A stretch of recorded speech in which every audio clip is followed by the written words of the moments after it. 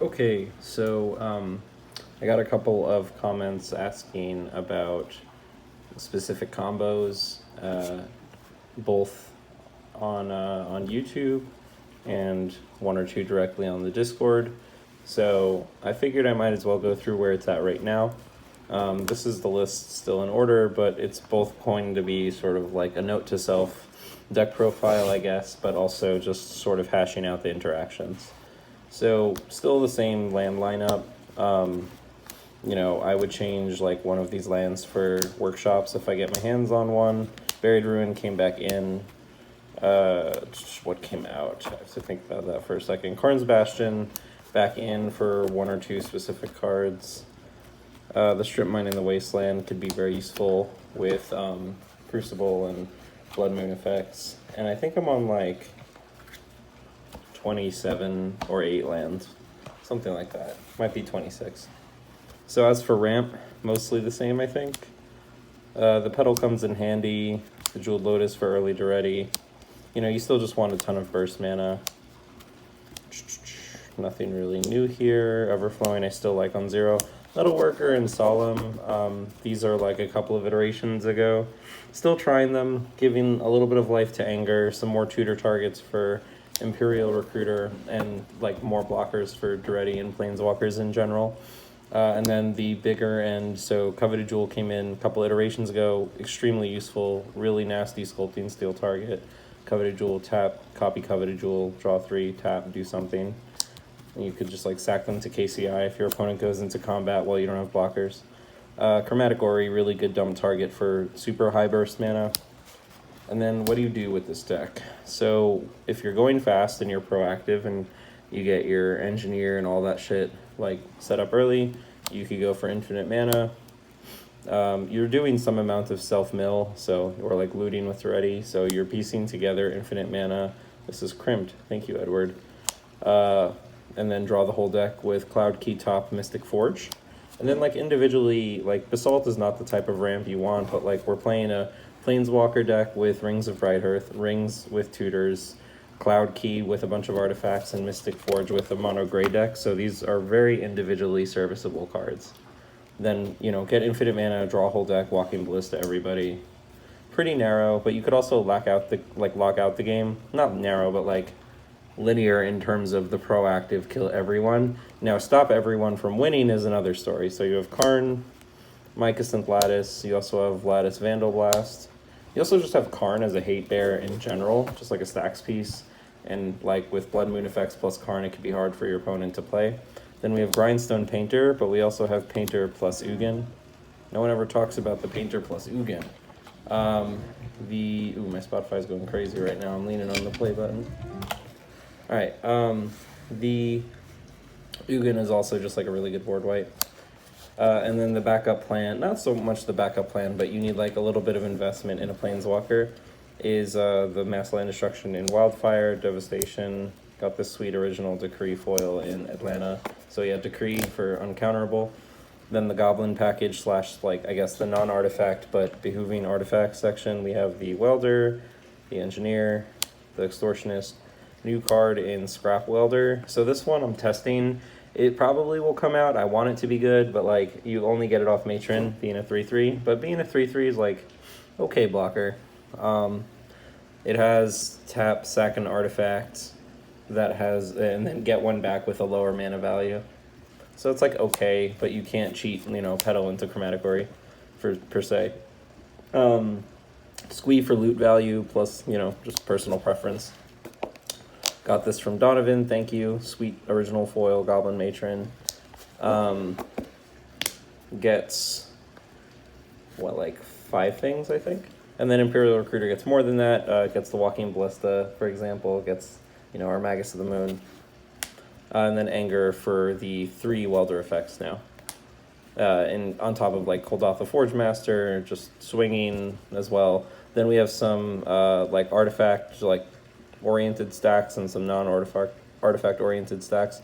These being artifacts are important because you could reset them. So weld them away, Daretti them, sack them to KCI. I mean, shit, I was even thinking about going as far as playing Trading Post again. Have to go get my original pack foil back. But, yep, the Defense Grid is more of like, there's just a lot of forcible decks, but if you're playing more against like mono green or green white hate bears or like Mardu or Yidris decks, like they're not usually playing counter spells as much, so yeah, like not as worried. And you don't really want to king make the combo deck and make it so other decks can't stop them, so play this card with caution. Blood Moon, Magus, a searchable Blood Moon that blocks. Stranglehold, you could ramp it out really quickly and like it just doesn't affect you. And like most cEDH decks are built to be fast and tutor, so this will usually eat force. Revoker is resettable and tutorable, so I wanted a Pithing Needle effect, but Pithing Needle you could get off Urza Saga, but that's like kind of the only thing I give a fuck about. This you could get over and over off of like Portal. Then for Mirror Retriever, this is like the creature support, I guess. Mirror Retriever just gets back anything. Scrap Trawler, same is true here. There's some like pretty intricate like KCI, Trawler, 2/0 or 1-drop mana rocks that produce 2, like Soul Ring, Mana Crypt, like infinite mana. Like you'll stumble into it if you just play this deck a shitload, but like I just wouldn't advertise 4 or 5 card combos as like things you should play towards. Like recognize they're in there, especially if you have like Clock of Omens and just like enablers, so to speak, but I'm just playing pound for pound, like either value cards, stacks cards, removal. That's about it, and ramp. Then we have the Forge Master. Usually if you're behind on board, getting Portal, behind on mana, getting Chromatic Ori, getting Coveted Jewel, if you're like, if you have enough dinks to block and you just want card advantage. Otherwise you could get like Mindslaver, Mycosynth Lattice. Yeah, you could do some heinous shit with this one. The Worm Coil is in here mostly just to fight fair decks. So if my opponent is just trying to slam like asshole fucking 10/10s, then this is just a really good floater for that strategy. And then in that, this is like kind of a weird one. This is like on the bell curve of like ultra like regular, and then on this side you'd have ultra pro, and this side you'd have ultra noob. Like Platinum Angel is, it's weird because like the regular take is this card's not good, but within Daretti the noob take is like, oh, this card is artifact, so play it, and you know you can't lose. And then the ultra pro take is like, well, actually, like if you don't get this exiled, eventually people don't have enough removal. You could keep putting this back in play with Portal, with Daretti, with Welder, you know, with Scrap Welder, with like, there's probably a couple of other things that I'm forgetting right now. You know, Trash for Treasure and Scrap Mastery. Like eventually you actually just can't lose, and you'll like put enough stacks pieces in play where they can't go for the win that you're preventing, like Thoracle or something like that. Also being a 4/4 flyer that you could cheat into play, like unlikely that you see other planeswalkers at the table. I never do, but you know, in Memphis and New York I saw a lot more of them, so you want to fly over and hit them. Codex Shredder is Ewit. You want ideally to just self-mill early. Protect your Shredder, don't let it get exiled to things like Jessica's Will. Don't exile itself like willingly, because when you go infinite you're going to want access to Walking Ballista. You may need to Ewit for something to allow you to do that, or the Ballista itself. The same is true for like if you need access to a non-artifact like Scrap Mastery, because you have Scrap Mastery Mycosynth Lattice, and you're going to blow up every permanent but get back like, you know, 7 playables, or like a Platinum Angel, and then just, you know, eventually mill someone out or mill everyone out, and you can't mill out. Like you're going to make sure that you're going to want to make sure that you get your E-Witness off for what you're planning for. Even if it sounds big and greedy, that's why you're playing this deck with a shitload of burst mana, with like a ton of kneecapping cards like Blood Moon effects. No longer have smokestacks, but like, you know, thinking about Tangle Wire, that type of thing, so that when you do put the pieces together in grave, usually you could uncounterably set one of them up off of the Daretti, and then if you need to grab one with Codex Shredder, fine, but usually you're putting together infinite mana and draw the whole deck, Codex Shredder, something out of the grave if need be, go off. So very, very, very useful piece that can also fuck up things like vamp tutors, you know, all top of deck tutor effects. So worth noting. Soul Guide, really nasty with Scrap Mastery. Your opponents get back nothing. Otherwise, just, you know, hates out like Breach and Reanimate, that type of thing. Savine's Reclamation, and it cantrips, so who cares? And has a little bit of ETB value. Also Urza Saga target. Sculpting Steel, you know, you have Coveted Jewel, you have Codex Shredder, Soul Gun Lantern, Scrap Trawler, Mirror Retriever, just tons of useful targets. The Ensnaring Bridge makes, like, it's one of the few things that prevents your Planeswalkers from getting swung on. Crucible, you know, Wasteland, Strip Mine, Urza Saga, Mass Land Destruction, Buried Ruin, what else? Fetches if you want them. Yeah. KCI. I'll get into like KCI combos in a bit, but just know it's mostly a combo card. But you can use it for a lot of burst mana, just for, you know, big plays. 16 mana type shit. Memory Jar, Wheel on a Stick, uncounterable, put Wheel into play off Daretti or Welder effect. Mindslaver is something between removal and kill someone or win the game.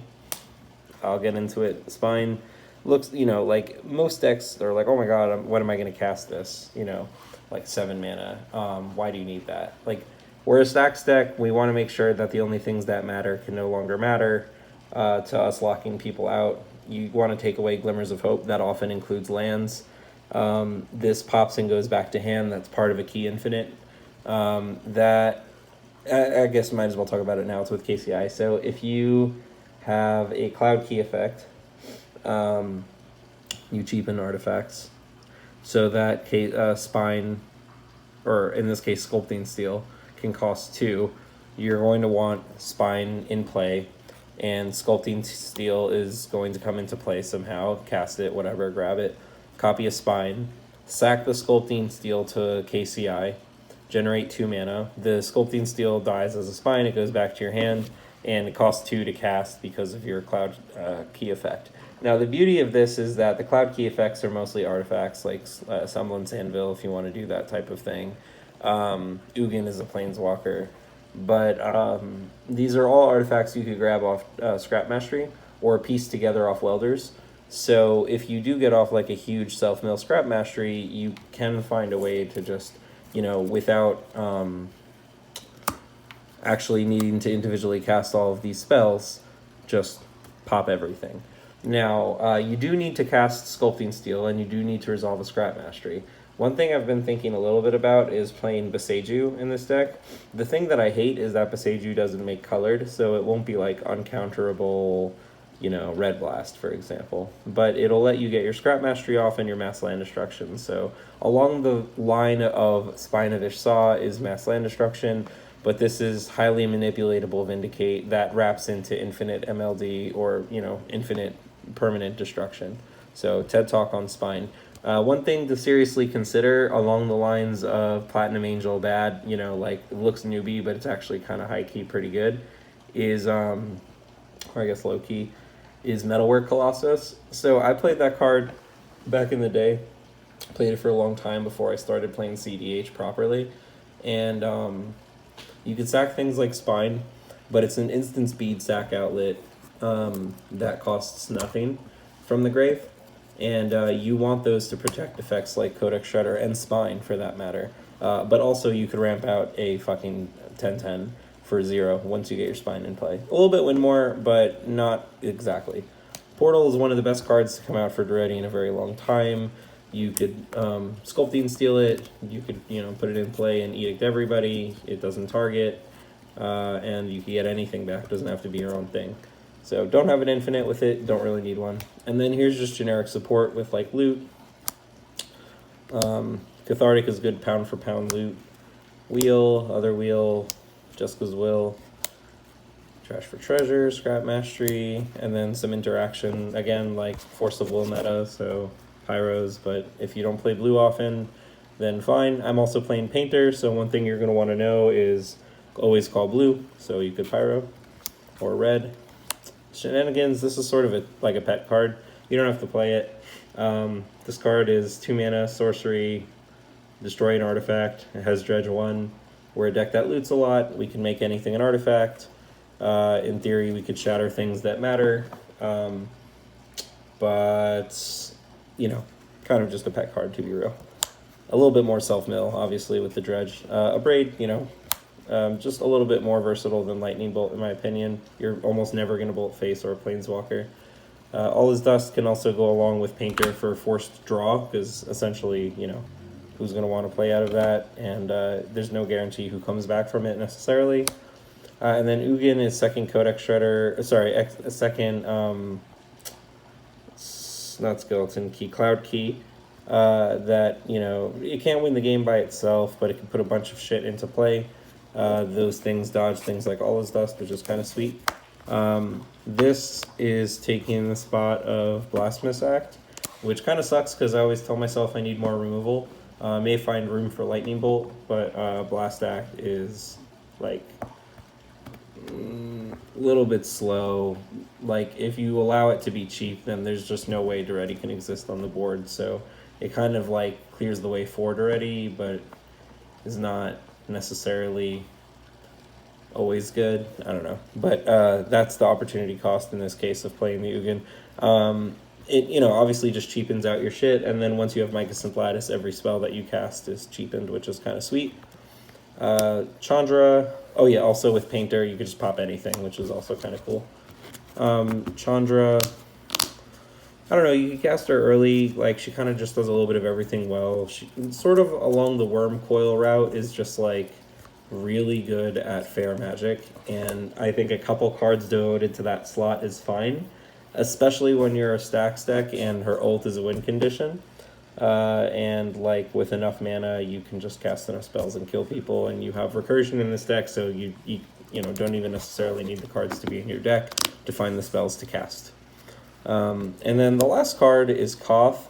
We're trying him. I'm not like, you know, oh my god, this card's so good, soy, because one, you know, I have like, what, like 13, I think it's like 14 or 15 mountains, and two, his minus, like, so his minus is like kind of underwhelming. His plus is okay, it helps you fix, but you needed red to cast him, so I guess it just helps you ramp, or gives you float, you know, shit for the ready loot.